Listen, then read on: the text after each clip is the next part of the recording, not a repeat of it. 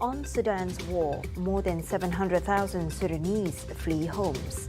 Malaysia and Indonesia discuss bilateral ties. And Sarawak's legacy continues to captivate at London Craft Week 2023. Now, those are the headlines for tonight. You're now with me, Shelter Mato, and this is TVS Nightline.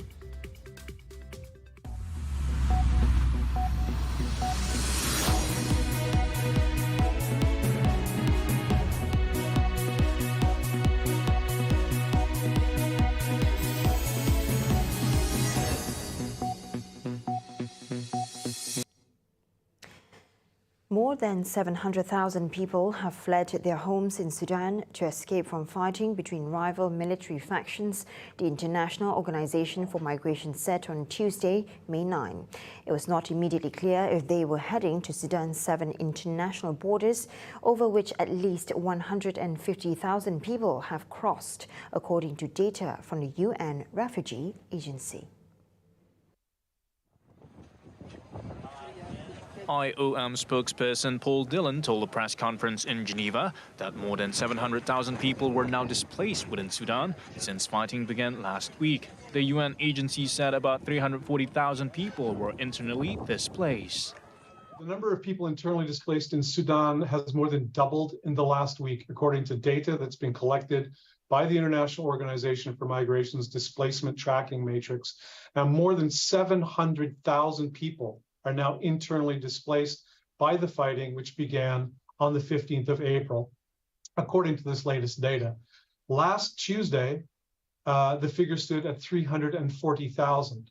And of course, prior to the fighting, an estimated 3.7 million people were internally displaced in Sudan. Now, this latest report identifies increases in IDPs in multiple areas, in the White Nile, River Nile, Northern State, and Al Jazeera State, as well as parts of Khartoum State and the capital, where clashes are continuing.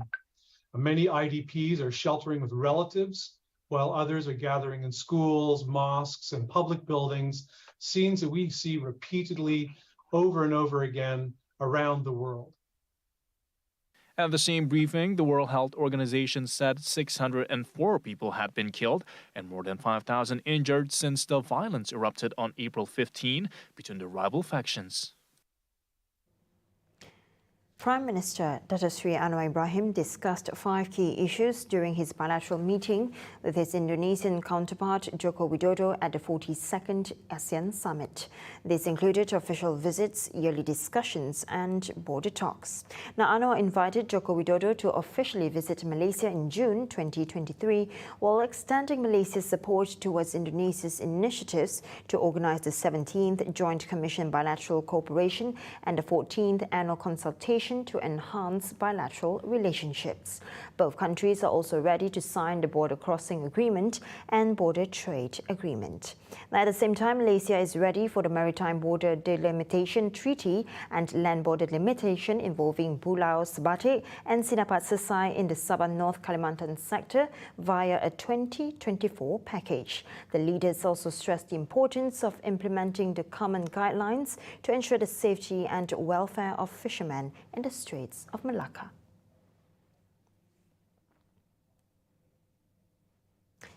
Dignitaries from all over the world were captivated by Sarawak's arts and crafts exhibited at the London Craft Week 2023.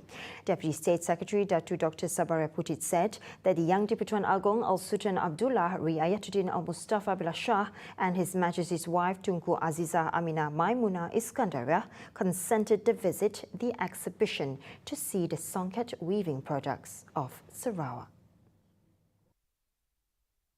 The exhibition also witnessed the Pua Kumbu collection of the Iban community in Sarawak, as well as bead craftsmanship from the Ulu community.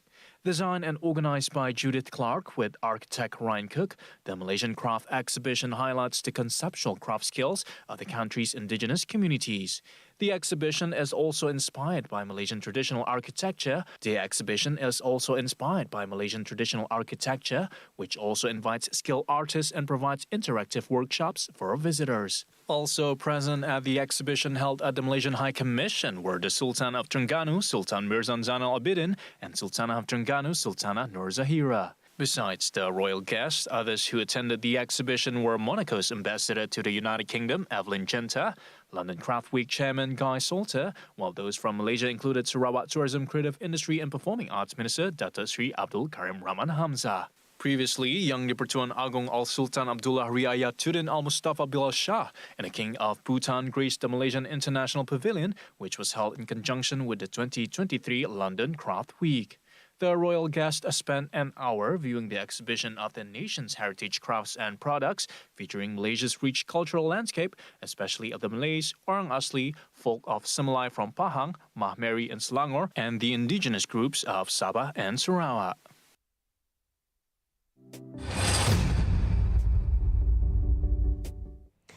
Annually, Zakat collection across Sarawak will see an increase between 5 to 10%. According to Tabung Baitul Mal Sarawak TVS General Manager Datuk Abang Muhammad Shibli Abang Muhammad Naili, the increase mainly comes from Zakat Harta, a contribution imposed on Muslims on their income. Lebih daripada 65% dikutip melalui zakat melalui potongan gaji. Dan ia begitu mudah sekali dan tidak menyusahkan dan tidak membebankan. Yang penting kita dapat menunaikan kewajipan kita itu. Dan kami bersyukur dan berterima kasih kepada bukan saja kepada pemberian zakat tetapi majikan yang sudi memberi kod potongan. Anak dapat kod potongan bukan mudah, tapi alhamdulillah hampir semua majikan memberi kod potongan. Dan kutipan itu telah banyak dapat kita gunakan untuk diagih semula kepada mereka yang berhak dan mereka yang terkesan. During TBS's Idul Fitri open house celebration with customers, the community and the Asnaf, TBS received Zakat Harta contributions of 1,060,000 ringgit from Etika General Takaful. Present during the handing over ceremony was Etika Deputy Chief Executive Officer CEO Muhammad Yunus Muhammad So'od. About 8,000 people attended the Idul Fitri open house. Meanwhile, the collection of Zakat Fitrah during this year's Ramadan has remained steady, disclosed Shibli, as the rate has been kept at 7 ringgit per head. Okey, sepanjang bulan Ramadan, kutipan fitrah telah kita kutip sejumlah 4.05 juta. Ini berdasarkan kepada satu orang 7 ringgit. Dan alhamdulillah dia adalah satu tanggungjawab yang kebanyakanlah umat Islam sudah tahu, khususnya zakat fitrah. Dan kita juga menerima zakat harta yang dibayar dalam bulan Ramadan, sepanjang tahun pun ada, dan tapi banyak juga yang membayar zakat harta dan zakat pun meningkat juga. To those who wish to start their Zakat Harta contributions that did not sign up for the automatic deduction from their monthly income may contribute via TBS official website at www.tbs.org.my.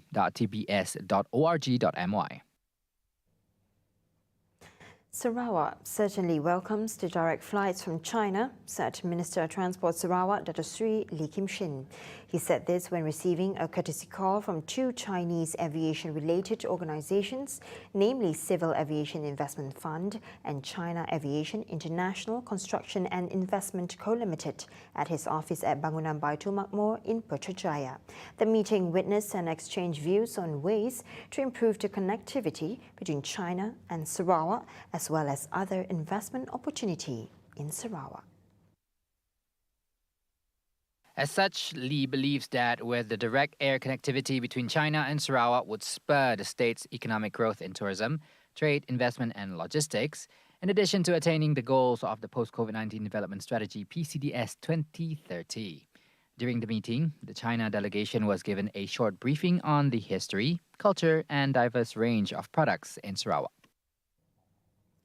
The construction industry has witnessed significant advancement in technology, and one such innovation that has gained widespread adoption is the Integrated Building Systems, or IBS. Sarawak Consolidated Industries Berhad SCIB Chief Operating Officer Chai Tze Guang said the system is a comprehensive approach to building design and construction that leverages digital tools and collaborative practices to improve project outcomes. He further added that IBS systems improves project efficiency, enhance quality control, and increases cost effectiveness. It reduces a lot of labors. As you know, right now the labors are scarce, especially after the pandemics. I think every construction sectors are facing labor shortages. So instead of doing the physical work or doing the form works at the construction site, IBS, we use the system where we fabricated all the components in the factories and later sent to the site. So it will reduce significantly on the labor involved. And the other one is also the major benefit is it increase productivity and efficiencies for constructions, the constructions sectors. Because we have better planning, we can have better plannings for the work at site. At the same time, Chai said this collaborative approach can also help reduce project delays and costly errors. Another benefit will be it reduces a lot of wastages. As you can see, normally at a construction site,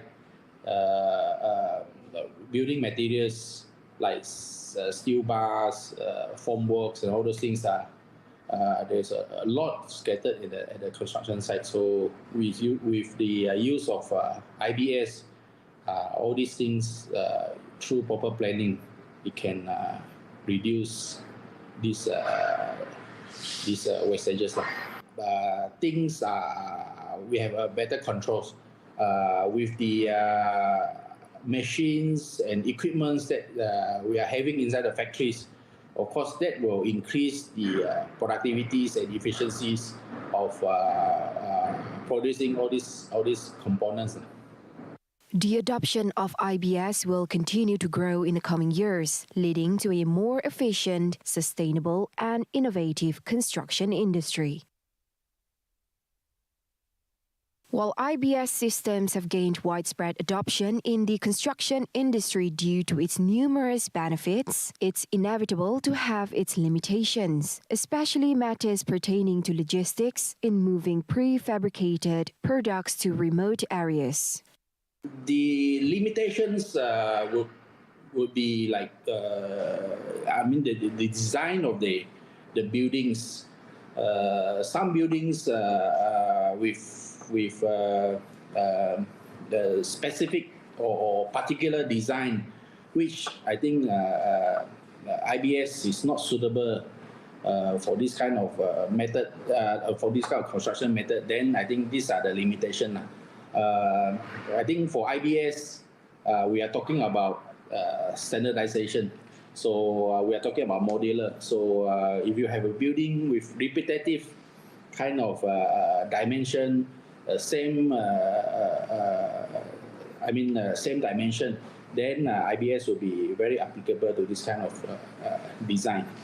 The other limitation will be particular in Sarawak. I think logistics is the issue. Some of the areas where I think, like for example, schools where it's not accessible by road. So when we talk about the IBS components, we are talking about huge or sizable products, and the logistics will be an issue to bring in all these components to the construction site.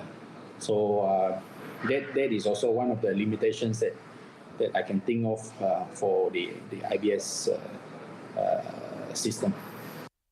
As such, Chai reiterated the importance for firms to carefully assess their needs and resources before engaging certain technologies to maximize their benefits and minimizing any potential drawbacks.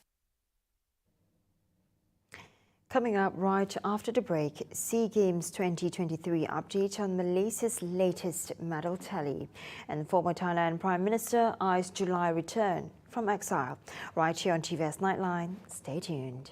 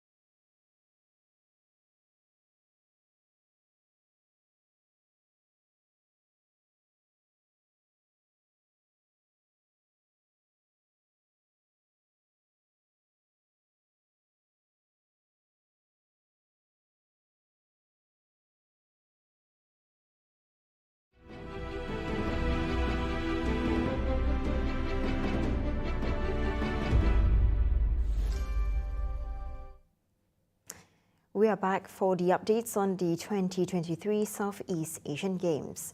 Now, Malaysia still retains its position at 7th, bagging 14 golds, 15 silvers and 35 bronze medals, bringing our medal tally to 64. National swimmer Kiew Ho Yan has won the first gold medal for the Malaysian swim team in the 200 meters men's freestyle final at the Morodok Techo National Aquatic Centre here tonight. The 20-year-old swimmer defended the gold medal he won at the Southeast Asian in Hanoi, Vietnam last year with a time of 1 minute and 48.91 seconds. Meanwhile, national swimmer P. Chung En had to be contented with a silver medal in the 100-meter women's breaststroke. Now, fellow Singaporean Christy Chu picked up the bronze with a time of 1 minute 10.94 seconds. And national diver Muhammad Shafiq Puteh has dedicated his men's 3-meter springboard individual gold medal at the 2023 SEA Games here to his daughter, who will turn 3 on Friday, May 12. Muhammad Shafiq accumulated 377.85 points to defend the gold he won in the previous edition in Hanoi, while Gabriel also did well to retain the silver medal with 365.25 points as Singapore's Avirtham Park Lun took bronze. Iron Lady Grace Wong Siew Mei smashed her own SEA Games record in the women's hammer throw event en route to the gold medal at the Morodok Techo Stadium earlier today. Grace rewrote the record with a throw of 61.88 meters, erasing the old mark of 59.24 meters set at the 2017 Kuala Lumpur edition. Thailand's Mingkamon Kumphon, 57.62 meters, claimed the silver, while another national athlete, Nurul Hidayah Lukman, 49.61 meters, settled for the bronze. Grace, hailing from Sarikei, explained that the extreme heat conditions in the capital gave her an advantage. She explained that her 3-month boot camp in Chengdu, China, was pivotal in winning her 3rd goal. Her previous gold medal feats came at the 2017 Kuala Lumpur and the 2022 Hanoi editions. Grace currently holds the national record of 62.48 meter set at the Malaysian Grand Prix 2 years ago. Meanwhile, Nurul Hidayah, seen as one of the country's future prospects, was satisfied and glad to contribute a medal. Meanwhile, through the screening of the biopic Anwar, The Untold Story, Prime Minister Dato Sri Anwar Ibrahim acknowledges the rampant issue of corruption in Malaysia. Anwar said the issue of corruption depicted in the film, though not 100% accurate, were based on true incidents and need to be understood in depth. So, whether it has any political impact, I know that's secondary. This is a story that must be told. The battle against corruption continues. As you see, now that I'm Prime Minister, that has been the thrust of my campaign. I want to save this country and fight corruption and fight them hard. He said this during a media conference after watching the film's premiere at Dadi Cinema Pavilion on Monday. And Prime Minister Dato Sri Anwar Ibrahim also attended the premiere of Anwar, The Untold Story, a film about his life and political struggle. Accompanied by his wife, Dato Sri Dr. Wan Aziza Wan Ismail, Anwar said even the film is not true 100%, he was indeed moved by it. Sukar mengulas kerana ini dia sangat-sangat ya kadang-kadang ada episod kita melupakan ya. Kerana ia sangat menyakitkan dan menyedihkan, terutama kerana bebannya itu tertanggung oleh Azizah dan anak-anak dan rakan-rakan. He also praised the director for his direction, which he says smartly condenses 23 years worth of story into a 90-minute film. He hoped to hear the theme song Menjaga Cintamu, rendered by Datuk Sri Siti Nurhaliza Tarudin, which did not make it into the movie due to some editing issues. Ini masalah editing kena yang dikirim itu agak kemudian. Saya dengan sebagai tapi saya rasa great performance, a song by Siti Nurhaliza, liriknya dan juga lagunya itu luar biasa, menyentuh perasaan. Also present at the premiere, organized by DMY Creation, was Home Affairs Minister Datuk Seri Saifuddin Nasution Ismail, Communications and Digital Minister Fahmi Fazil, DMY Creation founder and chairman Datuk Muhammad Yusof, as well as over 250 celebrity guests and political figures. Anwar, The Untold Story, is directed by Indonesian filmmaker Viva Westi and features local star Farid Kamil Zahari as Anwar, while Indonesia actress Acha Septriasa plays Anwar's wife, Dr. Wan Aziza. The film, with a budget of 10 million ringgit, will premiere nationwide on May 18th.